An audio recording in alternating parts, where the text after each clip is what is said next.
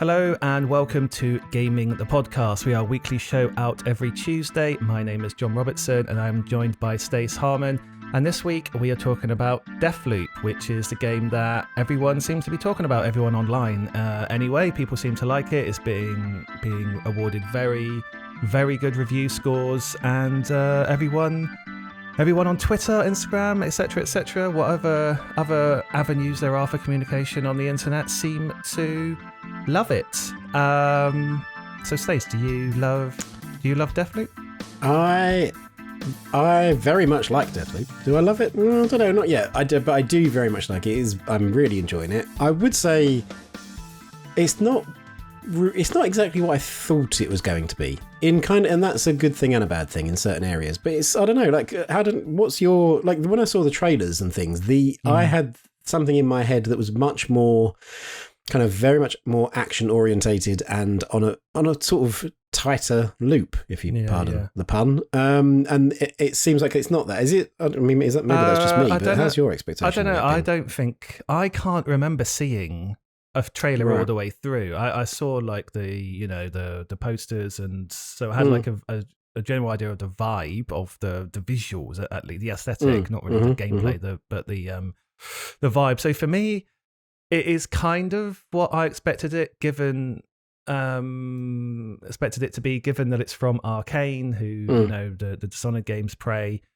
To me, it kind of feels like it's like Dishonored, but with some of the more sort of finicky elements taken away, and then Dark Souls as multiplayer and a roguelike sort of progression system kind of bolted on. Yeah, that's a nice, succinct back of the box kind of summation of what Deathloop is. Yeah, that it all makes sense. I think I initially expected it to be was going to have Arkane, the sort of Arkane fingerprint for sure, and it definitely does have that. And iteration is a big part of it that I want to sort of talk about in a bit. But I viewed it from the trailers, and more for me perhaps for believing what the trailers showed. But I thought it was going to be like a very sort of tightly directed, action orientated thing where it's using some of the stuff that Arkane's done in the past and applying it in a much sort of more concise and again tighter sort of package. Nonetheless, I'm glad that it isn't that. I'm glad because I thought it was going to be more of a one-trick pony. I think it is that though. I think it is much more action orientated than anything they've ever done before. I spend a lot of my time exploring, and again, this is a good thing for me. I'm surprised that there's quite as much creeping around and like going into labs and reading stuff. I think I thought it was going to be sort of very much like a action orientated thing where there wasn't, the lore is sort of baked into the world, but you're not spending a lot of time gathering clues and reading up on stuff. And so to that end, I'm glad that you do. I'm glad that that's what I've been spending a lot of time doing. Well, I agree with that. Yeah. Okay. Yeah. So seeking around and looking at stuff, reading stuff, absorbing the world and the narrative and stuff. Yeah. It's not just all action, but I think when it comes to combat, it is far more action orientated in its core design than Dishonored is. And I think while you can play it stealthily, Arkane have made it much easier and much more rewarding to play it action orientated. And I think that they know, and I think they encourage people to do action orientated things. And I think two of the main things of that is how the enemies act. So there's cone of senses, not just their vision, but their like hearing especially is small. So you can take people out with guns, and people around the corner don't know that you've done it. People that you can see, people that are within your vision that you can see, that you would expect perhaps if I shoot this gun, they're going to notice. Don't. Yeah, it's kind of, there's like bubbles or pockets of like here's a bunch of enemies, and then you can take these out without the whole island coming down on you. Like it's, Whereas in Dishonored, that was sometimes, it felt like that for me. Sometimes it felt like I'm stealthing, I'm doing really well, I've crept up behind this guy. Oh shit, I've screwed it up. Somebody seen me, and now I'm dead because now there's like 500 guards. And, and I'm not good enough to get out of this. Well, it's close to impossible for most people to get out of it in Dishonored in that way. But then also on top of that, when you kill someone, they disintegrate. You don't have to hide bodies. Yeah. So I think the game, they have designed it in a way where action is completely legitimate, like what stealth is as well. But that's why I think like it's not necessarily. Whereas Dishonored was a stealth game until you messed up. I think in Deathloop, being action first is completely fine. Yeah. From a design level, not just from a player choice level, from like how it's been built. Yeah, it's not, because it's one thing to say, oh, you can play your way, but if the design is kind of acting against you, then really you can't, can you? It's like, it's all good and well saying, you can go stealth, you can go... the system all the time. It's like, you're not just fighting the NPCs, you're fighting against how it seems like the designers want you to play the game. And Deathloop, for sure, is far more forgiving in that way. I mean, it is far more, like it's up to you, and if you want to. And I think the fact that there is only a finite number of enemies, and quite a relatively small number of enemies, it's not unusual for me to clear out most, if not all, of the enemies in any given section of, like the complex or Updam or wherever, and then spend a good amount of time just exploring and digging into stuff. And it reminds me in that way of how Hades makes me feel, which I'll be referencing from now until eternity. I think it's that thing of you can progress multiple different threads at any given time, and there's reward in doing that. You might go into an area, there not be any visionaries to kill. You're the sort of the main bad guys that you're there to kill, to break the loop. But you might go in there, kill a bunch of henchmen, and then look around and find that, I found a code that then pertains to a door that is in a different area that I need to go to at night time, or I need to go to in the morning, and now it's afternoon, so now I'm going to have to wait until the next day. And so you're always kind of progressing these little multiple threads. It's kind of like capillaries of progress, and sometimes they're bigger, or the narrative reward for that is bigger in some cases than it is in others. Sometimes it's just, you find a code to a safe and you get a new gun or whatever. But sometimes it's a much more like actual story arc kind of progression. It has that feel of I feel like I'm always making progress is the point of that for me, in the same way that I do in Hades. And I've tried to make progress through, because I know you typically, and I've already said, you typically play games in a stealthy way where as a priority, if the game allows, and you have here as well, and I typically do here, but I'm not that bothered if it goes wrong. I just kill them all, whatever. And you're pretty early on in the game. You get good powers and weapons and whatever to be able to do that. On a couple of occasions, I have though just gone into levels with the intention of just ridding it completely of enemies, and then just walk around and just look around and see what I can find and what clues to pick up and what new pathways to take advantage of or whatever. And again, that's a completely legit way of playing. Like you're fully open. That's fully open to you as an option, which I think is pretty, even though it seems like a small thing, I think it's probably actually a pretty big thing for a game like this that's like a stealth shooter, action shooter, whatever, power-based shooter, for the designers to allow you to say, okay, you can just rid everything, but the level still continues and you can just do whatever you want. There's still a point, and there's still and I've found bunkers and certain open windows that you can only get through doing some platforming, or you need some of the certain powers like the blink effect to get to a certain area. Those are kind of the times that I enjoy the game the most, when I have cleared out the enemies. The enemies are kind of they're sort of an inconvenience to be dealt with. They're not really like a major threat. They can, in numbers, they can be. I think it's, you can get overwhelmed quite easily. If you get in the wrong place with one of those turrets as well, that can just end. Yeah, they chew through your health pretty handily. But then the life system obviously is geared to allow you to make mistakes that aren't permanent, that don't really damage. It's like you charge into this area, you get beaten up, and then you're like, oh, okay, I will be a bit more careful that time. Or you stumble into something, and that's what it's there for. I mean, the power that allows you to do that is literally called reprise, or reprised, depending on how you view it. And that's what it is. It's like you get this second chance. You get And that's what it feels like. It feels like chances rather than lives, and it's a minor sort of fiddly, pernickety point to make. But because it doesn't reset your progress, you literally watch it rewind time.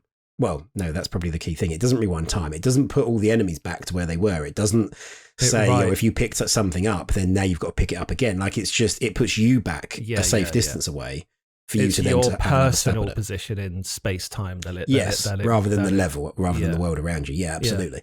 So it is very much like a chance in that way, rather than you died, you've got to go back to the checkpoint and do that bit again until you get good and do it. So you can make that iterative progress, and chip away at something if you need to, if you finding something particularly difficult.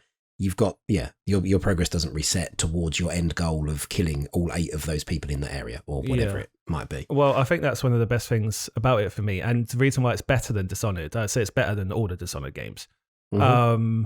Because it does allow, as in through some of the reasons you've just explained, it does allow exploration of your abilities and also your imagination in a way that is way bigger and way grander and way more rewarding and less punishing, like less punitive than Dishonored does. Because like in Dishonored, you're not going along a path and then trying to find the right solution for that specific moment, and then you progress, and then you probably never see that at that point in the game ever again. Like, this allows you to make mistakes. It allows you to try new things. Like, if you I don't think the point of Deathloop is to say, okay, I've worked out exactly how to stealth past this bit now, and then just do that same thing every single time.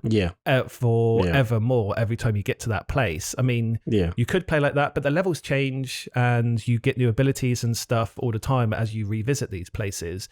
So, or you can equip new abilities after you get to a certain point. Change your loadout to allow you to become a wildly different sort of being.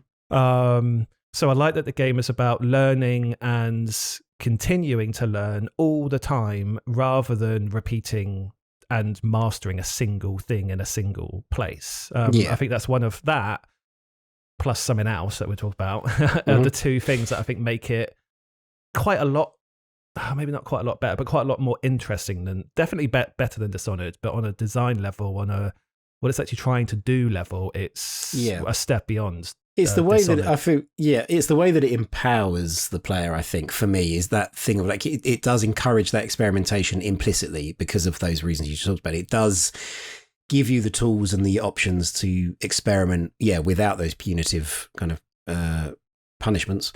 It's like, it reminds me a bit of like, Groundhog Day, like Bill Murray, just playing with the idea. So, okay, I now understand that I'm in this loop. It means I can, this guy just punch this guy in the face who comes up to me, or I can launch into this huge monologue, or I can do this thing because I'm playing with the idea that I can do that and I'm not going to be punished overly for doing it. And that is an empowering thing. And I think that the difficulty. So there's a couple of things on that difficulty. I mean, the fact that there's no optional difficulty, you don't get to choose at the beginning of the game what difficulty level you're going to play it on. You just start playing the game. I think that allows for a far more it's a more consistent experience. The designers know that this bit, the relative difficulty of this bit is X, because it's like there are this many henchmen, or eternalists as they're called, and there's 2 turrets, and that every player is going to kind of see the same thing. And then it becomes about how you approach it rather than how difficult it's been designed because, you lose more health on hard difficulty or whatever.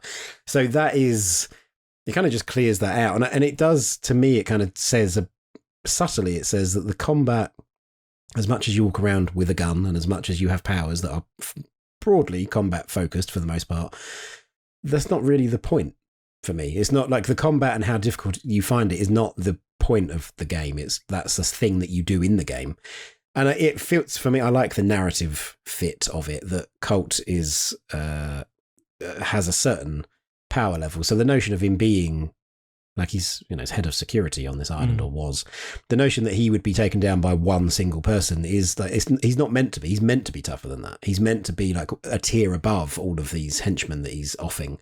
And the only person that can really challenge him on that is Julianna, and it's not because she's more powerful, but because she's got more knowledge. She knows more about the loops of the world. She knows more about the powers. She knows more about what people are doing at certain times, so she can take advantage of the information. That's narratively anyway. Yes, gameplay wise, you just mow her down. But as she fits into she the moves story, around more. That's like gameplay wise. She doesn't stand still and let you shoot her. Is sort of yeah. The AI will just stand there and you shoot it, and then it's I should probably get my gun out now, and then you shoot it again, and then I'm dead. Oh no. Yeah. And then the other thing. So the other thing kind of is linked to death, but in the last episode spoke about the last episode was what makes a great RPG. And one of the things, no, it wasn't. It was settings. Sorry, it was settings. And one of the what of our favorite settings in games. And one of mine was schools. And one of the reasons for that is because schools have a way of forcing a new way for the designers to enforce a sense of time, and that creates tension and drama. And this does. It's almost like they heard me complaining about that there's not enough time-based tensions and dramas and mechanics in games, and now they've just hastily added this onto Deathloop. But and then released it one day later. But yeah, that's one of my favorite things. It does something new with time, and it does something new with time in a really interesting way, in that it's time and space, and it's time and characters' actions, and it's time and learning. Like everything in the game is based around time in some way, and the pressures that it puts on the time that you spend in the game. Like, whilst the game doesn't really punish you too much for dying, there have been like one big example of where I was in a level for like 45 minutes, maybe 50 minutes, an hour. And I'd done all this stuff, and I collected these weapons and blah, blah, blah. And then I died. These are all my reprieves. And like, that's okay. That's lost now. I've got to go back in. Yeah. And well, the same happens if you just quit during a level. Like, even if you haven't lost any of your reprieves or your lives, like if you need to just stop playing, and, you can obviously put it into rest mode, but if you need to stop playing on PS5, if you need to stop playing and put something else on, then you lose your progress. You go back to the beginning of that time period, that time slot. So it's a bit like Returnal in that way. Like there isn't a safe quit to menu option within those time periods. I mean, it's much less punishing than Returnal in that way, because that was hours and hours. Yeah, you've literally you just literally got to get to the exit and go back to the menus. And you get to check out, right? Like that ties into the difficulty thing as well. Like you get to the risk reward thing. You get to say, okay, I'm down to 0. I'm on my last life, my last reprise, and I want to take a certain amount of this stuff out of the level, or I want to progress time because I want to go. And it's like, so I just need to get out now, and I need to cash in my chips and get out rather than pushing further to do that extra objective on the menu. I need to just say, well, I'll have to come back for that, another day.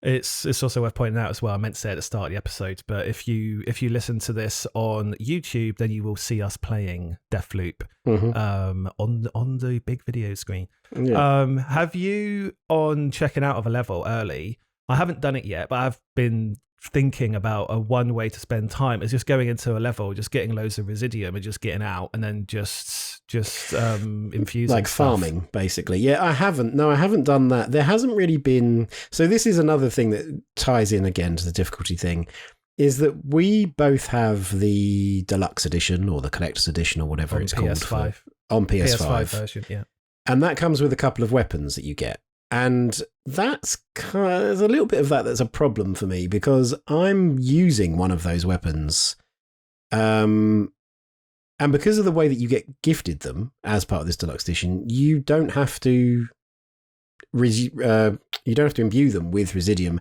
to always have them, because it's like you've paid the money for them effectively, so you got them. And one of those guns is like a silenced pistol that's great for silenced headshots when you're playing stealth. And I'm still using that. And I feel like that does undermine a bit the thing of finding a really interesting weapon and wanting to use that. Because the other ones I was using were the nail gun type ones that you sort of charge up. And again, it's the silenced headshots really that I'm all about. And so there's a little bit of like, well, that's kind of a shame, because it hasn't taken it away, but it's delayed that gratification because I've needed to get further into the game to get better weapons than that one that I've had since the beginning in order to be like, this is something I want to keep from one run to the next. So there's a little bit of like, basically it's made the game easier as far as the curve, I'm concerned. Exactly. Yeah. It's and that happens with these kinds of in-game items, right? Like it can screw with the difficulty or the pacing of something, and that's why often it's just a cosmetic thing. But this isn't. This is like a genuinely good gun that can change how it feels. Like the experience I have versus somebody else who doesn't have that addition will be different because they'll spend longer trying to get that first really good gun that they imbue with Residium in order to keep it from one run to the next. So yeah, that's kind of a little crinkle for me of like, I mean, I know I could just not use it. I understand that, but it's like, you've got it. It's there. It's a purple one as well, so it's quite a rare weapon, and it's So that kind of impacts the difficulty in a negative way for me because it does. It's like I don't feel like I should have this. I shouldn't be fine. I shouldn't be as blasé about this group of enemies as I can be because I've got this weapon that I basically just bought effectively. That's happened in a few. I've noticed some RPGs where that's a problem. Like you won't necessarily get a superpowered item, but like a weapon, but you'll get a bunch more like health potions or revives or whatever. So like it's often on an RPG. It's often like when you get to that fast boss, it's just like, wow, whatever. I'm just going to use this extra Phoenix down or I've got or whatever, and just pick someone up. So it doesn't matter. I mean, I haven't even used that silenced pistol. I like the futuristic looking shotgun is absolutely amazing, and then that big Sergeant Pepper minigun I've got one. Yeah, I got one of those. Yeah, that's pretty cool, and I like the different effects that those have because once you get to a certain point in the game, it becomes less about I want that level rarity, and it's like, well, what does this do? Oh, this particular gun, when you get headshots, it makes them explode and it damages people nearby. So it's that kind of almost Diablo-esque, like like the traits of a weapon, not just like what the actual weapon is. And sometimes, because I think they're procedurally generated from what I can tell, it's like you'll get an SMG that's silenced, and it's like, well, that doesn't, why do I need a silenced SMG? If I'm going the SMG route, then I probably don't give a damn if it's silenced or not. It's like it's like how I used to play Call of Duty, like the silenced, you put a silencer, you have a quiet SMG and you have the quick run thing. So then you just like run around the map, just killing people and not popping up on the mini map. But yeah, pretty different in Deathloop. I don't know. I think the other thing, I don't want to always compare it to Dishonored, but I mean, it's Arkane, so it's difficult not to. It's sort of like an evolution of that. So it's hard not to. But I'm also very happy that it's gone away from look, the first Dishonored looked great. Don't get me wrong. Like it looked new. Well, not new, but it looked like different, and it looked impressive and imposing and all that stuff. But after 3 games, like I'm glad that they've gone away from that sort of dark, dank, depressing look. And I think it's interesting to, and I know they're not the same game, not the same franchise, but it's interesting to compare them because it does kind of feel like, even though the architecture is different and like the props and the furniture and the sets, it's like amazing. Like I'd love to live in a place that's designed Deathloop style, but it feels like it's the same world though. Like it feels like Dishonored was like 150 years before Deathloop or something. So even though it doesn't, it's not depressing in that. It's totally different color palette, and that like the lines of the buildings are still the same, and like there's some certain sort of architectural similarities that do kind of cross over. Yeah, that's reflected for me particularly well in the music. And the way the sort of the twangs of the music, it's got that sort of 60s, like I think in one of the recordings that you did of your opening hours of Deathloop that's on YouTube for people to watch now, you mentioned that it's like a sort of a cooler version of a James Bond kind of film, and it has that sort of 60s Spy Who Loved Me kind of vibe to it. And in having that, it kind of, there's a little bit of tongue-in-cheek element, and the back and forth, the dialogue between Colt and Julianna is very, it's wisecracking, and it's very, witty and one-liners and that kind of thing. It's far more light-hearted than Dishonored ever was. Yeah, but the characters they're light-hearted, but the characters are also better. And even though most of the Julianna Colt interactions are like at the start of the level with like Julianna teasing him or telling him that he's going to kill him and whatever, and then Colt sort of trying to do these witty replies. Yeah. There's more, like, it's written well enough, and it comes at a good point as you, like, you know, she's your introduction to like every level, really, or every run, at least for a while. And that, even that small, like, you know, the structure that they've used to introduce those small bits really work to make those two seem like more than the sum of their sort of written parts, you know? Yes. Yeah, and again, that's kind of that again for me is that sort of not a Hades effect. It wasn't like Hades was the first game to do that, but it's the one that sticks with me often, and it's that thing of I'm going into this new, level. I'm revisiting a level really, but I'm going into it at a different time of the day, or I've just found out this stuff, or I've progressed this particular narrative thread, and now I'm going into the next section where you get that bit of that sort of intro dialogue, and there is like how am I going to be rewarded? How are they going to progress the narrative using this? In the same way that in Hades, you die in a run, but you get to go back to the House of Hades and speak to people and progress those narrative threads. And this does that as well. This is like you're learning more about, and I think because they've used the amnesia, kind of the old amnesia trick, you're learning about it at the same time that Colt is. You're learning about who he is and what this island is, and through those interactions. So you're being rewarded in multiple different ways. You're being rewarded for a thing that you've just done on a previous level, because now you get a bit more dialogue, now you get a bit more insight. And yeah, for the most part, those are, I think almost exclusively, are just kind of flavoured text. They are just like, setting a scene. They're not, Julianna isn't popping up and giving you a code to a door. She's not like, you've unlocked this. It's like you've unlocked this narrative reward rather than this gameplay reward. Yeah. So yeah, I agree. The characters in general are, I think, better written. I mean, they're more interesting to me, certainly. They're more, I like the fact that there's this group of what seem random individuals in the Visionaries. They each have their own personalities, and the way that they interact with each other, reading through their messages to each other, you can see the infighting, you can see the jealousy and feelings of inadequacy and all that, and that they're getting at each other, and you get to, it's that sort of voyeuristic thing of being able to look in from the outside on that, and sometimes use that information in from a gameplay perspective as well, like play one off against the other by doing certain things. So there's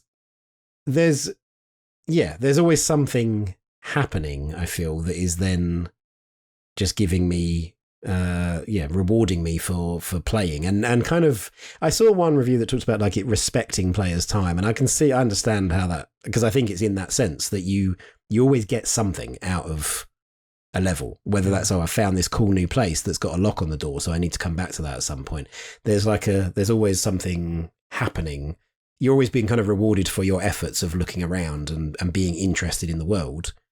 That gets rewarded because you find out more stuff, and you get more stuff to do off the back of that. So it's very well done. It's and that's the iteration thing. That's where the iteration comes from for me as well, that it's iteratively designed in that way, and in the same way, in a bigger sense, that you can see the iteration from Dishonored through to Deathloop. Have you when it comes to sort of learning the Visionaries and their powers, have you had any that have been particularly difficult to kill? Because I haven't really. I think the most, two of them I've killed without them seeing me at all, and like from afar. Like on Zia, the artist, who's got a really cool sort of bedroom sort of apartment thing, complex area. I opened the door with her, lobbed a grenade in, lobbed another grenade in, and then she just died. And then I got a trophy for like them not even knowing I was there in the whole level or something. But it wasn't like, well, it was kind of stealth, I suppose. But I just opened the door, lobbed grenades in, shut the door, and she died. Yeah, I haven't had any that have been particularly. I mean, I've had experiences like that, but kind of more comical. I think Harriet was one of the. I think she's the one that has the nexus thing that links people together, I believe. But so that was like a comedy of errors, because I was stealthing around and then was trying to get through a window that had mines on it or something, and I threw a grenade in there to blow them up. And is that the one in the hangar that's got the poison gas? Yeah. And that then alerted her. I didn't even know she was sort of in the vicinity. It alerted her. She came in to see what the explosion was, and I was like, oh, nuts. That's the person I'm trying to kill. And I just threw another grenade in, shot her a couple of times. And it wasn't slick by any means, but it got the job done. And I think what I like is that that's cool. Like, it's the game's like, yeah, okay, well, that's valid. That's a valid way of killing this person. But you get rewarded. You don't get punished, but you do get rewarded if you do it. You know, the whole goal of what you're trying to do is get them all in one place to then be able to kill all of them to break the loop. Yeah. So it's like, yeah, base level, sure, you can lob a grenade and kill this person, and, you know, it happened almost by accident. But you're going to get rewarded the more slick and the more time you spend in kind of bringing them all together, which is why it's cool that you can do things like upgrade the slab powers. It's not just like you get it. It's like you get to upgrade it by killing these people multiple times. And again, you get like more bites of the cherry. You get more experimentation. You get more like, okay, that was the brute force approach. Now let me try and be more subtle and follow the breadcrumb trail. And that's like there's Hitman stuff in that for me, like the opportunities in Hitman of like knowing a person's going to be in a certain place at a certain time and following through on that. And that's when you get the little like animated cutscenes. They're sort of like, they're not monochromatic, are they? But they're like they're not using the like the game engine as you see it on the screen. They're like the hand drawn sort of almost comic book style cutscenes that you get, again, as like a little reward for achieving a certain set of narrative criteria. Yeah. Have you got any? I mean, we have to wrap up very shortly, but have you got any? So my favorite slabs are the invisibility one and the one that makes you super powerful. And what I often do is I'll just use invisibility to like get myself into the best point possible with loads of enemies around me. Then I'll turn on the powerful one and just unload and just destroy surprise, just absolutely obliterate them.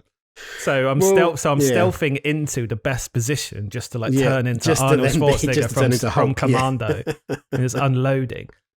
Well, and interestingly, it just highlights the way that we play games and approach things like this. My favorite is probably Nexus is one of the contenders for my favorite, because I haven't found a point yet where I don't get satisfaction from linking multiple of them together and then one silenced pistol shot to the head of one of them and three of them are dead. And it's just like, that hasn't got old for me. I really, there's a satisfaction I get from that I would have thought would wear off. And it's like, no, I actually really enjoy that. See, I've used that one pretty successfully. I use that one sometimes, and I've used it pretty successfully by like linking a few of them together that are all bunched together, and then just running up to one of them and just assassinating them, and then they all die. Yeah. The end result's the same. Just the way of getting there is slightly different. So, I think probably the final thing that I do want to mention, and I've touched on it already, is the iteration and that in all its forms, because I think it's quite rare that you have a game that takes quite directly from a previous game from that same developer's back catalogue, but that it takes quite directly from one of their previous games. And this does that absolutely with Dishonored, and the powers, literally not even just the notion of powers, but the powers themselves have very direct like analogues in the Dishonored series. And that is an interesting approach to me, because it's like there's a confidence in it, and it's like Arkane is interested not in just here's an idea, we're going to use this for 10 minutes, then we're going to chuck it away, which can work really well. Like the Mario games are lauded for doing that kind of thing. Like it's almost an embarrassment of ideas. There's so many creative ideas in that they don't necessarily have to use this thing. You get this particular type of not power, but you get this ability, and now you're going to use it for the rest of the game. In Mario, it's much more like, yeah, you're going to use it for 2 hours and then you're not going to see it again. So the Mario games get lauded for that. Arkane are almost the absolute other end of the scale, because they're taking powers from previous games, let alone, earlier in the same game. But that notion of iteration, I think it's very interesting to see then the benefits that Arkane can reap from that, and the way that they can set up what is effectively a toy box is how it sort of, like Hitman, it's that sort of, here's a toy, almost more so than a game, for you to, here are the criteria, here's the rule set, here's the causation and effect kind of thing, have at it, like go and find out. And I think that's come from them saying, well, yeah, we're not done with this stuff from this, it's not, I mean, this is Arkane, it's not like they didn't know what else to do. It's not like, oh, well, we want some powers, but we can't come up with any, we can't think of any more than the ones we've already done, so let's just use those. It's a very deliberate further exploration of those powers, and that in an iterative sense, I'm glad they've done that. I'm interested in, but then also in some of the ways we've talked about already, the iteration of doing that same thing, doing that same day across those 4 different time periods again and again, and progressing and learning, and it's not repetition. It's kind of, it's iteration. It's you're moving things forward all the time, and there's a lot of games that I've been like really kind of vibing with recently that play on that idea. And yeah, Hitman is definitely one of them, and Hades is another. And it works for me, but what does it, like, are you interested in that in the same way? Because I know that often you'll play games, it's like when you feel like you've seen kind of pretty much everything the game has to offer in terms of ideas, you then might say, well, I'm kind of done with it. I'm satisfied. I don't need to get to the end of this game necessarily to see what everything has to offer in that sense. I know what this game is. I've played it for X number of hours and I'm kind of done with it. Yeah. I mean, I probably will get to that point with this, but the way that like the loadout system works, so it's like, as I was saying before, like your character is so adaptable to wanting to do different, to being able to do the different things that you want it to do, depending on what trinkets and what slabs and weapons you've got.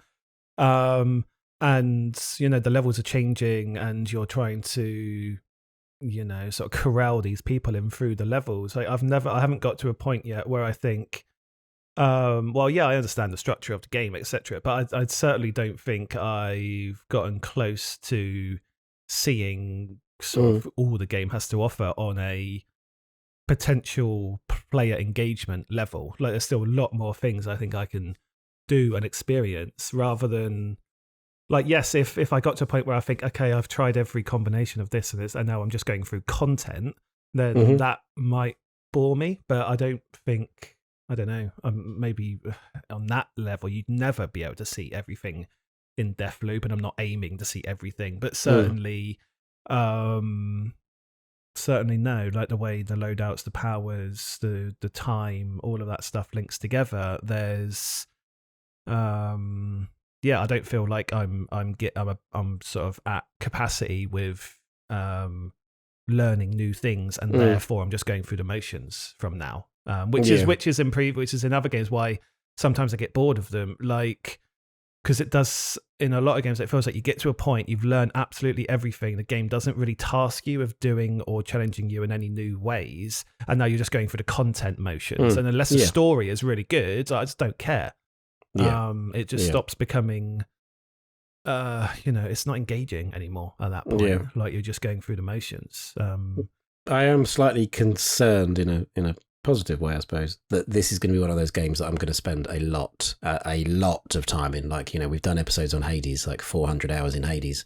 I don't know that I'm going to approach that with Deathloop, but I'm concerned that I'm going to be playing it for a long time. I think most people are taking like 15 hours to complete it. I think I've probably already done 15 hours. I'm not nowhere near done with it. Completionist is like 30 hours, most people were saying. So 400 hours. I mean, what's that? Yeah. I may stretch to get to 400, but I'll be doing it for a long time. Plays Julianna a lot and invade people for 370 hours. 370 hours as Julianna. Yeah. That's a podcast episode. All right, well, that was Deathloop.